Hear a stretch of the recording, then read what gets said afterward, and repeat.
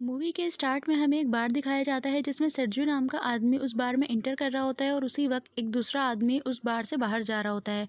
जैसे ही वो बाहर जाता है तो वहाँ उसे कोई गोली मार देता है और वो वहीं पर मर जाता है। उसके बाद आसपास के सभी लोग घबरा कर भाग जाते हैं और किसी को कुछ पता नहीं होता कि गोली कहाँ से आई और किसने मारी। पूरा इलाका पूरी तरह सुनसान हो जाता है और बार में जो लोग होते हैं वो काफी परेशान हो जाते हैं और उनको कुछ समझ में नहीं आता कि वो अब क्या करेंगे। वो लोग पुलिस को कॉल करने की कोशिश करते हैं लेकिन सिग्नल नहीं आ रहे होते और उसके बाद उन्हीं में से कोई एक आदमी उस आदमी के पास जाता है जिसको गोली लगी होती है। इतने में उसको भी कोई मार देता है। अब यहाँ पर सब और परेशान हो जाते हैं और घबरा जाते हैं कि अब हम क्या करेंगे और वो लोग इस बात से भी परेशान होते हैं कि किसी के भी सिग्नल्स नहीं आ रहे होते। उसके बाद वहाँ पर एक लड़की होती है अलीना नाम की, वो कहती है कि हमें न्यूज़ देखनी चाहिए। जब वो लोग न्यूज़ लगाते हैं तो वो काफ़ी हैरान होते हैं क्योंकि इस बारे में वहाँ पर कोई भी बात नहीं हो रही होती और इतने में उनकी नज़र बाहर पड़ती है तो जहाँ पर वो डेड बॉडीज होती हैं वो वहाँ पर नहीं होती और यहाँ तक कि उनका खून भी साफ हो चुका होता है। अब यहाँ पर किसी को कुछ भी समझ में नहीं आ रहा होता कि ये सब हो क्या रहा है। इतने में सरजू अपनी राय रखता है, कहता है कि हो सकता है कि हम में से ही कोई किलर हो या हम में से ही कोई आतंकवादी हो और पुलिस उसको ढूंढना चाहती हो, उसे मारना चाहती हो। इतने में बार में काम करने वाला एक आदमी सबसे पूछने लगता है कि वो लाशें कहाँ गईं और सुनसान सड़कें हो रही हैं, कोई नजर भी नहीं आ रहा। बार में एक आदमी होता है जिसका नाम नाचो होता है। वो अपने पेड़ से अपने बैग को छुपा रहा होता है। ऐसा करते हुए सरजू से देख लेता है और वो सबको बता देता है और फिर सब उसका बैग ले लेते हैं और उसके बैग की तलाशी करते हैं तो उसमें एक हार्ड ड्राइव निकलती है। वो कहता है कि इसमें ऐसा कुछ भी नहीं है जैसा आप लोग समझ रहे हैं। मैं एक एड कंपनी में जॉब करता हूँ और इसमें उसी का डेटा है,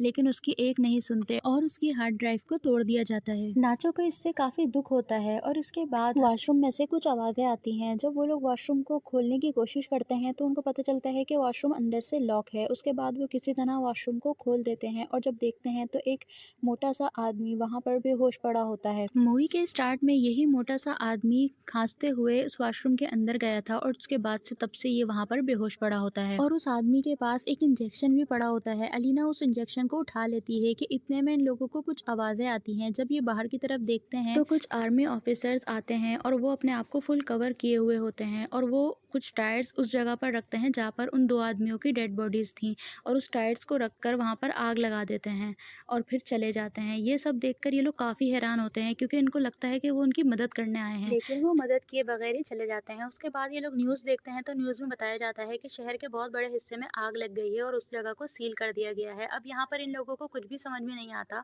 कि गवर्नमेंट झूठ क्यों बोल रही है। और उसके बाद वही मोटा आदमी जो वॉशरूम में बेहोश था वो सबके सामने आ जाता है और उसका जिस्म काफी सूजा हुआ होता है, उसकी आंखें, उसका फेस, सब कुछ बहुत अजीब हो रहा होता है और उसके बाद वो वहीं पर गिर के मर जाता है। उसके बाद वो लोग उसका मोबाइल उठाते हैं तो उन्हें पता चलता है कि वो एक आर्मी ऑफिसर था और वो कुछ पिक्स देखते हैं जिसमें लोगों ने अपने आप को कुछ कवर किया हुआ होता है जो किसी वायरस से बचने के लिए किया होता है और यहाँ पर ये लोग समझ जाते हैं कि इस इलाके को क्वारंटीन कर दिया गया है और इस आदमी ने मरने से पहले कहा था डोंट टच मी। इसका मतलब है कि ये इन्फेक्टेड था और वायरस की वजह से ही इसकी मौत हुई होती है। उसके बाद ये लोग समझते हैं कि शायद हम में से भी कुछ लोग इन्फेक्टेड हो सकते हैं। उसके बाद नाचो को दिखाया जाता है जो किसी तरह अपने मोबाइल में सिग्नल लाने की कोशिश करता है। वो उसके बाद जब एक टेबल पे चढ़ता है तो वहाँ उसके सिग्नल आ जाते हैं। वो सबको बताता है कि मेरे मोबाइल में सिग्नल आ गए हैं तो सब उसे कहते हैं कि तुम किसी न्यूज़ वाले को यहाँ की सारी सिचुएशन बताओ। उसकी एक फ्रेंड होती है जो न्यूज़ में होती है तो वो उसको कॉल मिलाने ही वाला होता है कि इतने में एक दूसरा बंदा उस टेबल पे चढ़ जाता है और वो टेबल टूट जाता है। उसके बाद दूसरा आदमी उससे मोबाइल मांगता है तो उस बार की ऑनर कहती है कि ये मोबाइल मत लेना क्योंकि ये वो मोबाइल है जो उस आदमी का था जो इन्फेक्टेड था। अगर तुम इस मोबाइल को लोगे तो तुम भी इन्फेक्टेड हो जाओगे। इसका मतलब है कि नाचो और जिसने उस मोबाइल और उस आदमी को छुआ था वो सब इन्फेक्टेड थे और ये टोटल इन्फेक्टेड 5 लोग होते हैं और जो 3 लोग बचे हुए होते हैं वो उन्हें गन पॉइंट पर लेकर कहते हैं कि इस बॉडी को नीचे तहखाने में लेकर जाओ और उन सबको उनकी बात माननी पड़ती है। उसके बाद वो पांचों लोग उस बॉडी को लेकर नीचे तहखाने में चले जाते हैं। अब ऊपर बार में सिर्फ 3 लोग बचे होते हैं। इतने में नीचे तहखाने में एक औरत की तबीयत खराब होना शुरू हो जाती है, उसे घबराहट होती है। वो गेट खोलने का सबको कहती है लेकिन उसकी कोई भी नहीं सुनता। उसके बाद वहाँ कुछ बॉटल्स रखी होती हैं जो गिर जाती हैं, उसका लिक्विड एक तरफ बहने लगता है तो उन्हें वहाँ पर पता चलता है कि यहाँ पर ड्रेनेज है। इससे उनको पता चलता है कि यहाँ पानी के रास्ते से निकला जा सकता है। उनमें से ही एक आदमी उसका ढक्कन खोल देता है और वो तय करता है कि मैं इस रास्ते से बाहर निकल जाऊंगा, जबकि कोई भी इस बात से एग्री नहीं होता, लेकिन वो कहता है कि मेरे पास इसके अलावा और कोई रास्ता नहीं है। फिर वो अपने सारे जिस्म पर ऑयल लगाता है ताकि वो आराम से उस हॉल के अंदर जा सके, लेकिन वो हॉल काफ़ी छोटा होता है और वो अंदर नहीं जा पा रहा होता।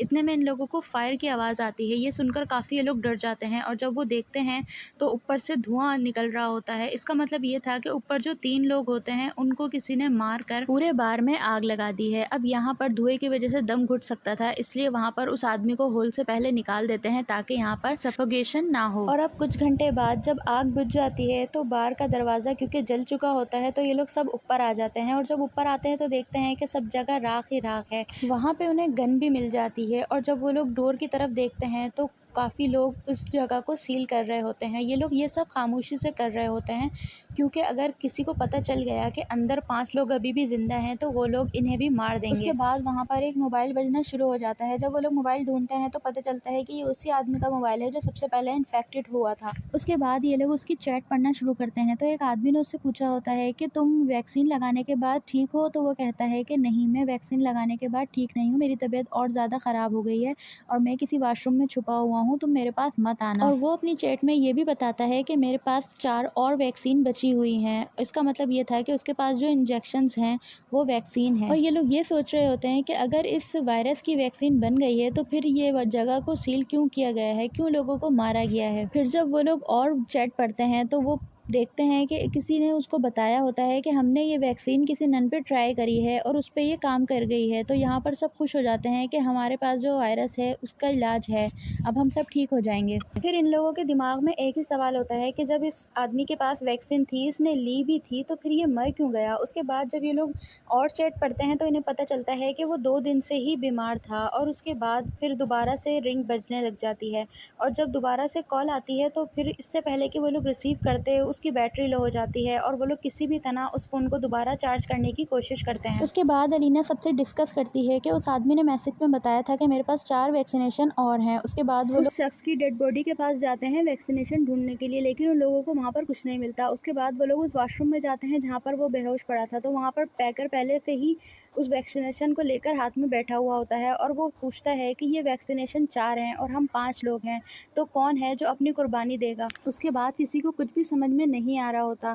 फिर वो एक इंजेक्शन निकालता है और अपनी बॉडी में इंजेक्ट कर देता है। ये सब देखकर नाचो को बहुत गुस्सा आता है, वो उसे मारने लग जाता है और इन दोनों में काफ़ी हाथापाई होती है। उसके बाद फिर बेकर नाचो से उसकी गन भी छीन लेता है और उससे वैक्सीनेशन की शीशी होती है जिसमें वैक्सीनेशन होती है वो कहीं बेसमेंट में गिर जाती है। अब बेसमेंट में एक औरत पहले से मौजूद होती है, वो उस वैक्सीनेशन को उठा लेती है और गलती से उसके हाथ से उस हॉल में वो वैक्सीनेशन की शीशी गिर जाती है। अब ये लोग सब यहाँ पर बैठे हुए सोच रहे होते हैं कि वैक्सीन की बोतल को कैसे उसमें से निकाला जाए। अब यहाँ पर सबसे ज़्यादा थिन एलिना होती है, तो वो लोग सब उससे रिक्वेस्ट करते हैं कि तुम अंदर जाकर उस हॉल में से वो वैक्सीन की शीशी लेकर आ जाओ, लेकिन वो पहले तो मना कर देती है लेकिन बाद में फिर वो मान जाती है। उसके बाद उसकी बॉडी में ऑयल लगाया जाता है ताकि वो आसानी से अंदर चली जाए। अब जब वो अंदर जाती है तो हर तरफ गंदगी ही गंदगी होती है। उसको वो वैक्सीनेशन की शीशी मिल तो जाती है। अब जब नाचो उससे कहता है कि मैं तार भेज रहा हूँ, इस तार में तुम वैक्सीनेशन की शीशी को बांध कर ऊपर भेज दो, लेकिन वो ये मानने से इनकार कर देती है क्योंकि वो जानती है कि ऊपर सिर्फ 3 लोग बचे हैं और ये भी 3 ही हैं। और वो सबसे कहती है कि जिसको वैक्सीनेशन चाहिए वो नीचे आ जाए। उसके बाद ये लोग हॉल को बड़ा करना शुरू कर देते हैं। दूसरी तरफ अलीना बाहर जाने का रास्ता ढूंढने लग जाती है। उसको एक तरफ रोशनी नजर आती है। सबसे पहले वो वैक्सीनेशन को कहीं छुपा देती है। उसके बाद जब वो बाहर देखती है तो वहाँ पर सिक्योरिटी उन तीनों की लाशों को जला रही होती है जो ऊपर बार में रह गए थे। उसके बाद हम देखते हैं कि बाकी सब लोग भी नीचे आ गए हैं और यहाँ पर नाचो और बेगर के बीच फिर से फाइट होना शुरू हो जाती है और इस बार नाचो उससे गन छीनकर उसे मार देता है और उसी वक्त उसकी मौत हो जाती है। और अब नाचो के पास गन होती है, इसी वजह से सब उससे डर रहे होते हैं। वो उनमें से ही एक बंदे को गन पॉइंट पे ले लेता है और अलीना से कहता है कि मुझे वैक्सीनेशन दे दो। वो कहती है कि मैं नहीं दूंगी तुम्हें वैक्सीनेशन। वो कहता है कि अगर मैं इसे मार दूंगा तो फिर हम सब फंस सकते हैं, लेकिन सब उसे शांत करवाते हैं क्योंकि नाचो अच्छा बंदा था, वो बिल्कुल भी ऐसा नहीं था। उसने एग्रेशन में ये सब बोल दिया होता है तो फिर वो शांत हो जाता है। उसके बाद अलीना सबको बाहर की तरफ लेके जा रही होती है जहाँ पे उसने वैक्सीनेशन छुपाई होती है। अब जब वो लोग जा रहे होते हैं तो अलीना और नाचो दोनों आगे होते हैं और पीछे जो दूसरी लड़की होती है वो उस आदमी को जिसको नाचो ने गन पॉइंट पे पकड़ा था वो उसको पानी में डुबोकर मारना चाहती है ताकि कोई कॉम्प्लिकेशन ही ना रहे, लेकिन नाचो उसे ये सब करने से मना कर देता है। वो कहता है कि बेकर तो हमारे लिए खतरनाक था इसलिए मैंने उसे मारा, लेकिन अब कोई नहीं मरेगा। उसके बाद वो लड़की जो पानी में डुबोकर उसको मार रही होती है, वही नाचो से कहती है कि तुम मुझे मार दो। नाचो ऐसा करता है लेकिन उससे नहीं हो पाता।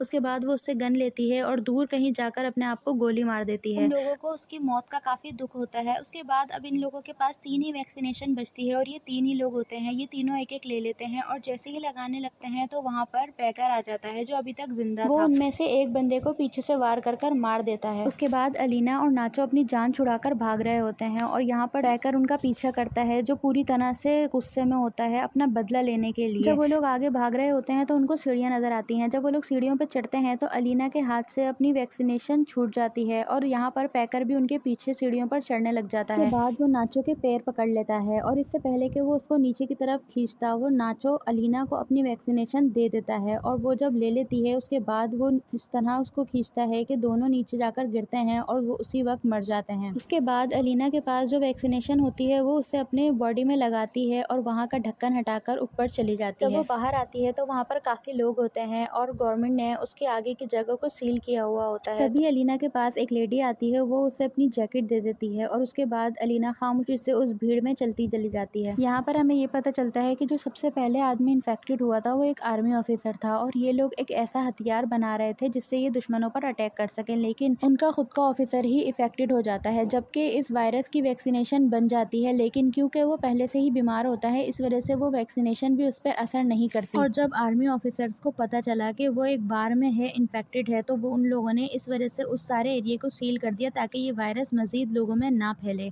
और ये वायरस यहीं पर ख़त्म हो जाए। इसमें काफ़ी बेगुनाह लोगों की जान लेनी पड़ी, लेकिन इनको ऐसा करना पड़ा क्योंकि अगर ये ऐसा नहीं करते तो ये वायरस पूरे शहर में फैल सकता था और मूवी यहीं पर एंड हो जाती है।